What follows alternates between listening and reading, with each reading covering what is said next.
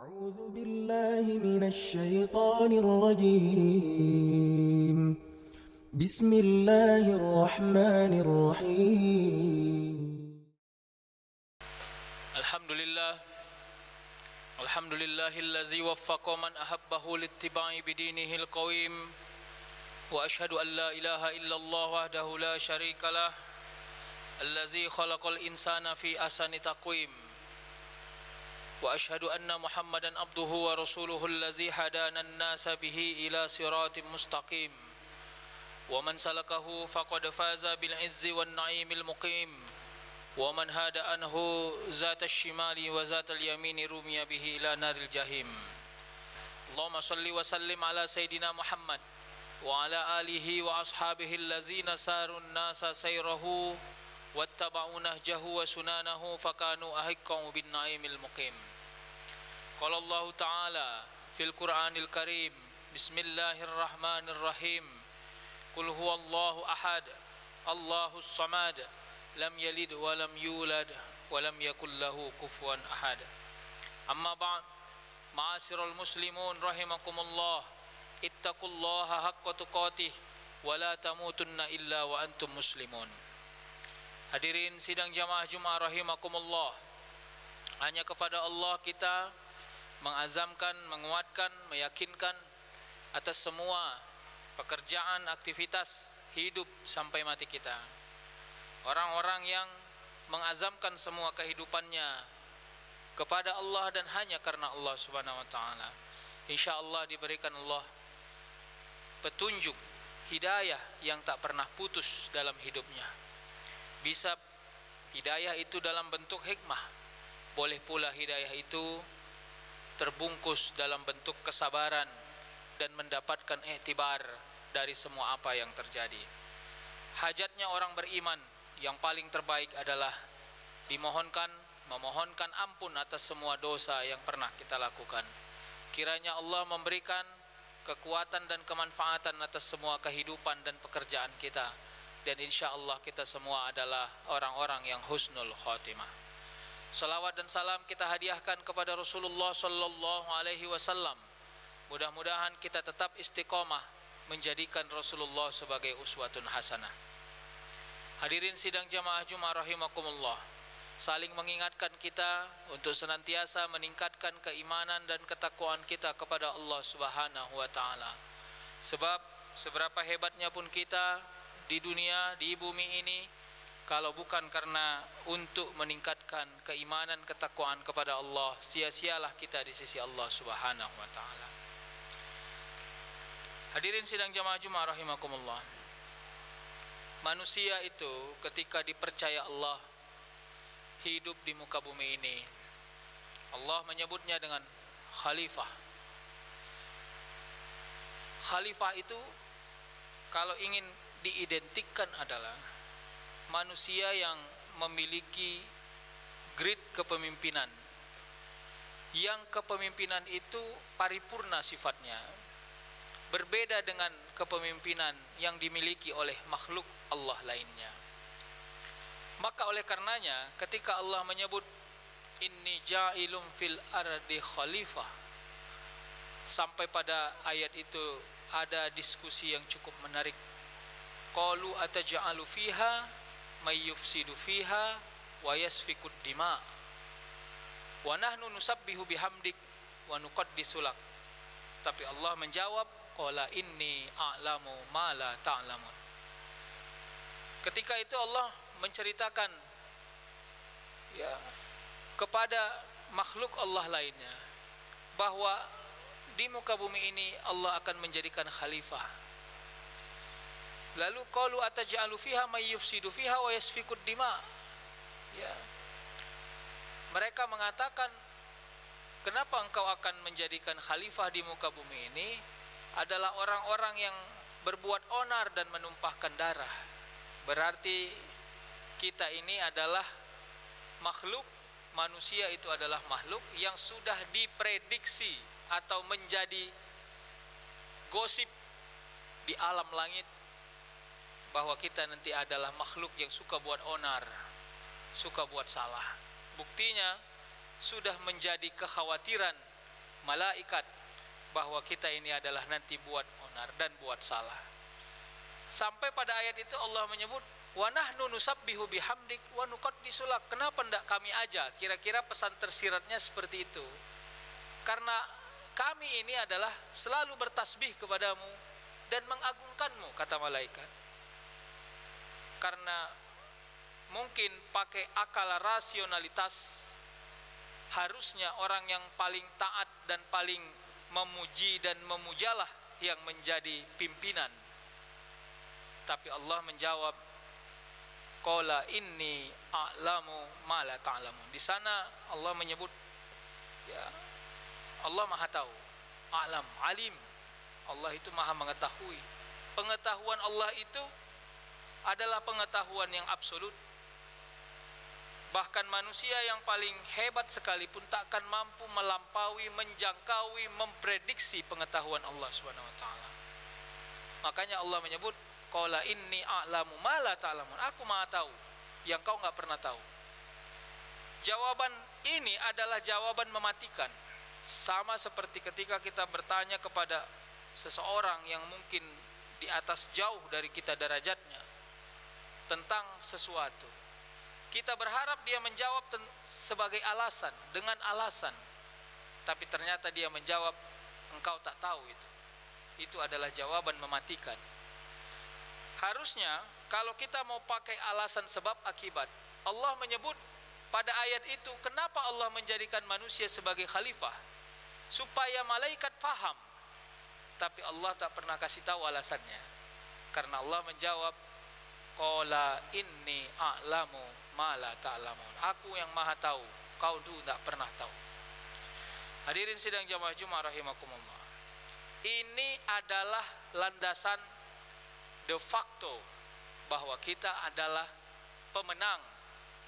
Ketika kita hadir di muka bumi ini, jelek, cantik, tampan, kaya, miskin, hebat, mulia, hina, derajat kita tentang kekhalifahan sama pada dasarnya. Maka atas dasar ini pula lah, sebagai seorang manusia yang juga beriman kepada Allah, yang juga mengakui Muhammad sebagai Rasulnya, harus melakukan keparipurnaan itu, kekhalifahan itu dengan sebaik-baiknya. Apa grid dasarnya? Grid dasarnya adalah beriman kepada Allah dengan istiqomah. Itu grid yang paling dasar, yang tak boleh ditawar-tawar, yang tak boleh ditolak-tolak, dan itu paling minimalis. Karena itu syarat dasar orang masuk kepada surganya Allah. Kalau dia tak Islam, bagaimana mungkin dia beriman? Maka oleh karenanya, keimanan itu adalah satu dakwah, satu metodologi, satu syiar yang harus kita suarakan terus-menerus, paling tidak kepada lingkup yang paling kecil dalam kehidupan kita, yaitu diri kita sendiri. Hadirin sidang jamaah Jumat rahimakumullah, bekerja dengan penuh keimanan, belajar dengan penuh keimanan, bersabar dengan penuh keimanan, berbaik sangka dengan penuh keimanan. Bagaimana teknisnya? Jangan tinggalkan perintah Allah, istiqomahlah di dalamnya, perbanyak amal soleh. Dan yang berikutnya adalah, setiap apapun yang Allah berikan kepada dirimu, yakinkan bahwa kalau sudah sampai ikhtiarnya, fa iza azamta fatawakkal 'ala Allah, maka Allah yang akan bentuk karakternya. Maka untuk sampai di situ, kita harus memahami bahwa kerja itu adalah modal kehidupan manusia. Al-hayatu hiyal amal. Jadi ketika Allah kasih kita kepercayaan untuk hidup, maka hidup kita ini harus menjadi amal. Tidak boleh sia-sia, kosong dari sesuatu yang manfaat, karena amal itu nilainya adalah manfaat. Yang kedua, kita harus melakukan aktivitas pekerjaan kehidupan kita ini dengan kesadaran kekhalifahan. Manusia itu adalah komunitas. Kita ini komunitas. Tidak pernah ada Superman. Yang ada adalah super team. Karena manusia diperkenalkan dengan kalimat ukhuwah, persaudaraan, persamaan, kehidupan yang berkomunitas. Kita diperkenalkan dengan kalimat itu. Maka oleh karenanya, sifat dasar manusia itu adalah tolong menolong, bahu membahu, semangat menyemangati, mudah memudahkan, nasihat menasehati. Sehingga inilah terbentuk karakter super team, khalifah, atau mungkin kita menyebutnya ukhuwah. Innamal mu'minuna ikhwah fa aslihu baina akhawaikum.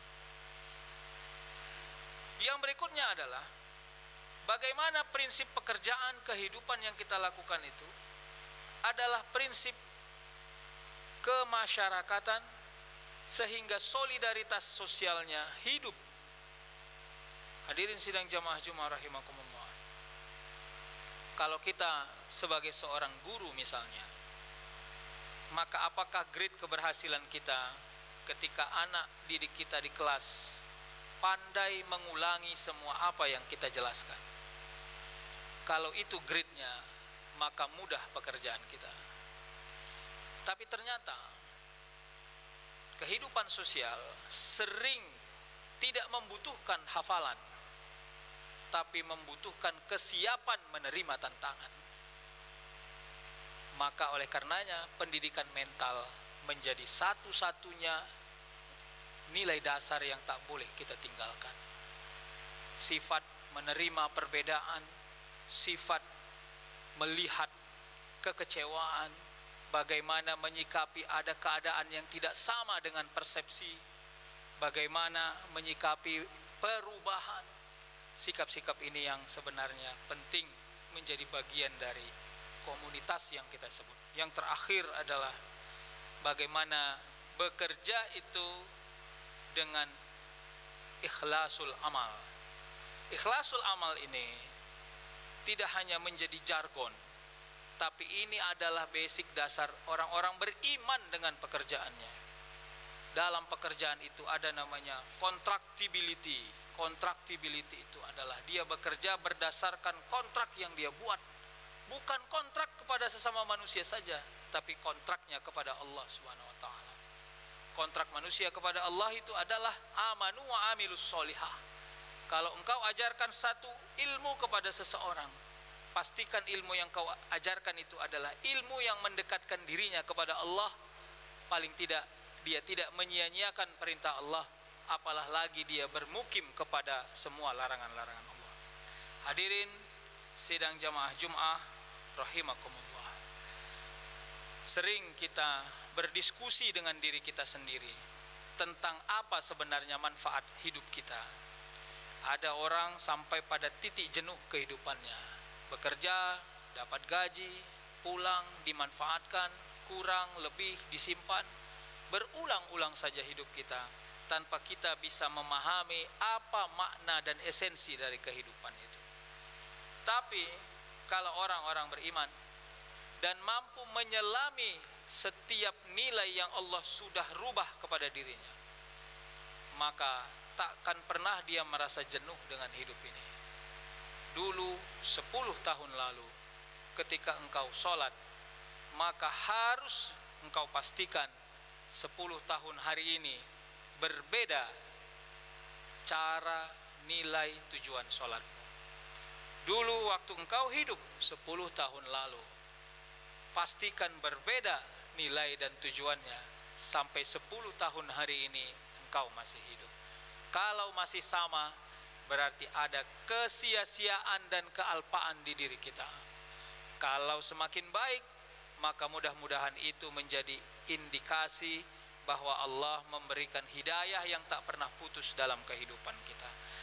Karena kemanfaatan manusia tidak diukur hanya dengan seberapa dia memiliki sesuatu, tapi kemanfaatan manusia sejatinya diukur seberapa baik dia bisa mengambil hikmah atas sesuatu yang sudah terjadi. Dan hikmah itu tentunya membuat dia akan lebih baik lagi dari kehidupan sebelumnya. Barakallahu li wa lakum fil Qur'anil azim wa nafa'ani wa iyyakum bima fihi minal ayati wa zikril hakim. Wa taqabbala minni wa minkum tilawatahu innahu wal ghafurur rahim.